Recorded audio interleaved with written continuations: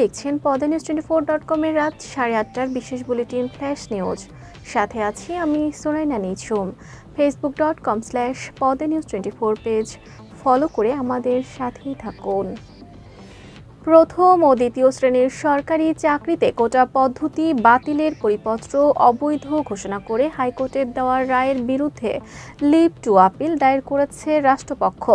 Leave to আপিলে হাইকোর্টের রায় বাতিল চাওয়া হয়েছে। মঙ্গলবার আপিল বিভাগের সংশ্লিষ্ট শাখায় লিভ টু আপিল করা হয়। যদিও 1 মাসের জন্য হাইকোর্টের রায়ে স্থিতাবস্থা জারি আছে আপিল বিভাগের। 7 আগস্ট শুনানির দিন ধার্য আছে আগে থেকেই। হাইকোর্টের পূর্ণাঙ্গ রায় হাতে পাওয়ার পর এই লিভ টু আপিলের মাধ্যমে দ্রুত শুনানি চায় সরকার পক্ষ।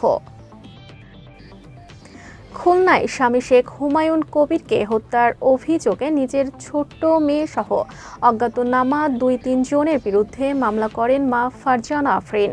দৌলতপুর থানার ভারপ্রাপ্ত কর্মকর্তা প্রবীর কুমার বিশ্বাস বিষয়টি নিশ্চিত করে বলেন, সোমবার মামলাটি করা হয়। মামলায় উল্লেখ করেন তার স্বামীকে ছোট মেয়ে ঘুমের ওষুধ খাইয়ে বালিশ চাপা দিয়ে হত্যা করেছে।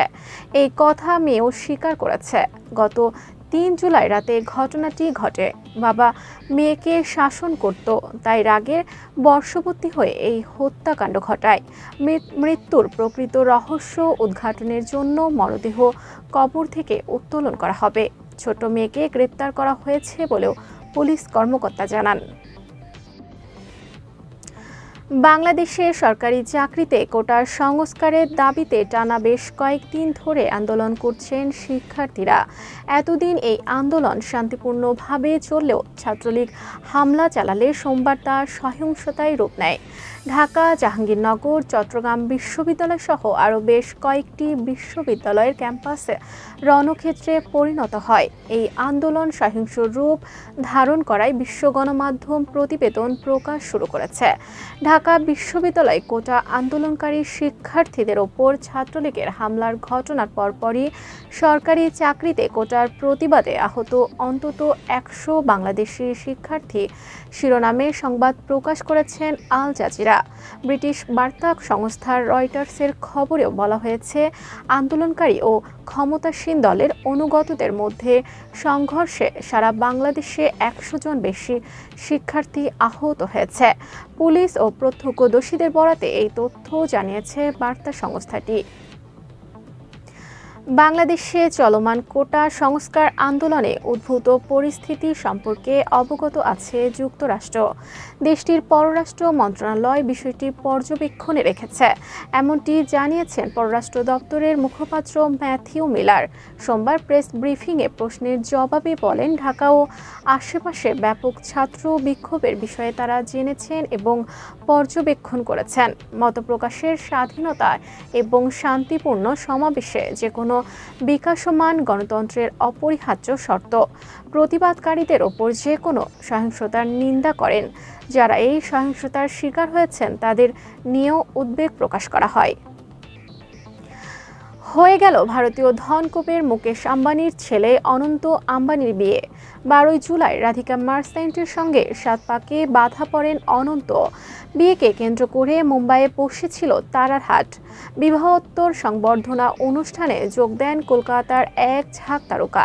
তারা হলেন শাশ্বত চ্যাটার্জি, রাইমা সেন, নুসরাত জাহান, যশ দাশগুপ্ত, রুক্মিণী মৈত্র সহ অনেকে। আম্বানির বিয়ে নিয়ে সোশ্যাল মিডিয়ায় পোস্ট করেছেন অভিনেত্রী শ্রীলেখা মিত্র। লিখেন, নোংরা প্রদর্শনী চলেছে, মানুষ সেগুলো গিলেছে। তারকারা ভাড়া করা জমা আর গয়না পরে গিয়ে ছবি তুলে বোঝাচ্ছে তারা ভিভিআইপি। আরও কিছু মানুষ আছে, তাদের দেখে বলছে বাঙালি হিসেবে গর্ব বোধ হচ্ছে। এখানে শেষ না, কলকাতার তারকারা আম্বানির বিয়ের অনুষ্ঠানে নির্ধারিত এরিয়া পর্যন্ত যাওয়ার অনুমতি পেয়েছিলেন। বলিউড নায়ক শাহরুখ খান রোমান্টিক সিনেমার কিং বলা হয় তাকে। তার সঙ্গে অভিনয় করে ধন্য হন শিল্পীরা।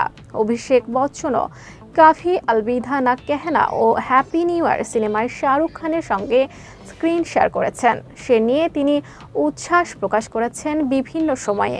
আবারও দুজন একসঙ্গে সিনেমা করতে যাচ্ছেন। তবে এবার শাহরুখের প্রতিপক্ষ ভিলেন হয়ে হাজির হবেন অভিষেক।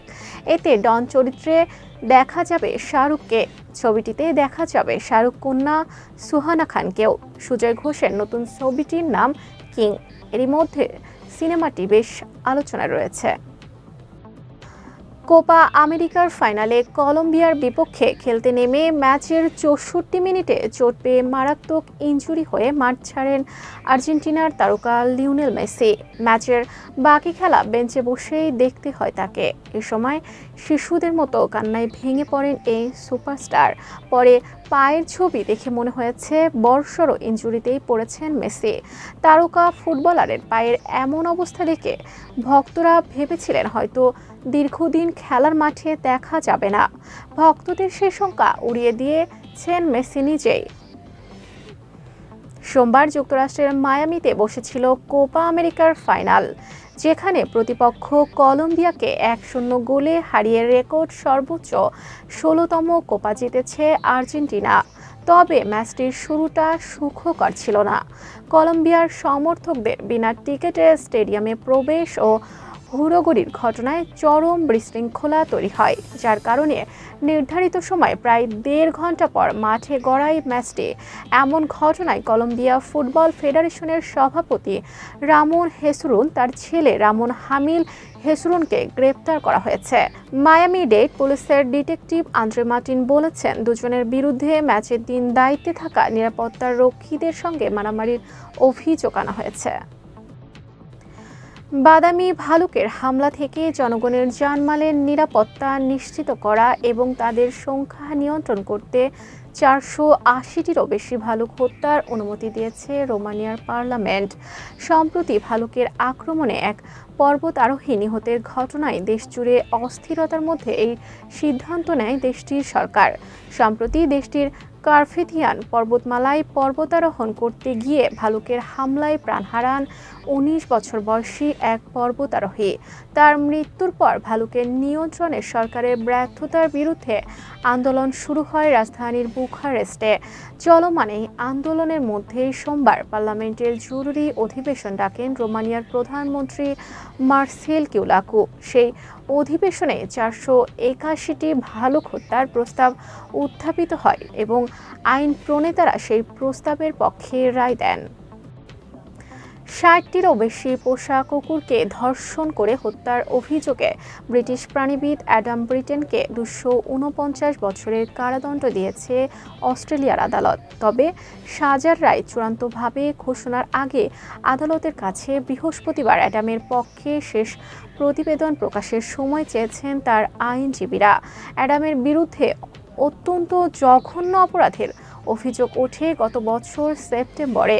তার আইনজীবীর দাবি, তার মক্কেলের প্যারাফিলিয়া হয়েছে। প্যারাফিলিয়া হলো একটি অস্বাভাবিক যৌন আচরণের ইচ্ছা। এই সমস্যা থাকলে মানুষ পশুর সঙ্গে যৌন সম্পর্কের চেষ্টা করেন। আদালতে কুকুরদের ওপর নির্যাতনের ভিডিও দেখানো হয়েছে। তবে ভিডিও দেখার আগে আদালত কক্ষ থেকে সবাইকে বেরিয়ে যাওয়ার নির্দেশ দিয়েছিলেন বিচারক। গুরুত্বপূর্ণ সব সংবাদ জানতে pdnews24.com এর বিশেষ বুলেটিন ফ্ল্যাশ নিউজ দেখবেন প্রতিদিন সন্ধ্যা 6:30, রাত 8:30 ও রাত 10:30টায়।